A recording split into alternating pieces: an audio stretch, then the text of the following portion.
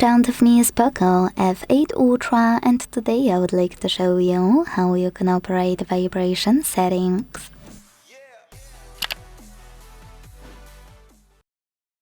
Start by opening Devices Settings and scrolling to hit Sound and Vibration.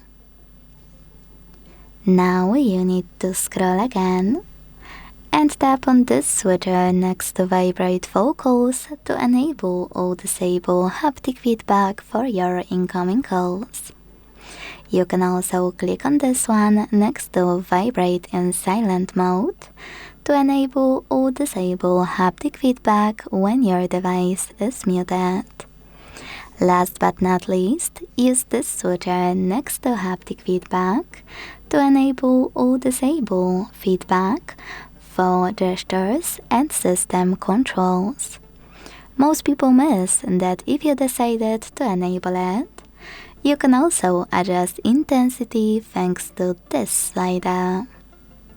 Thanks so much for watching. If you enjoyed this video, leave a like, comment and subscribe.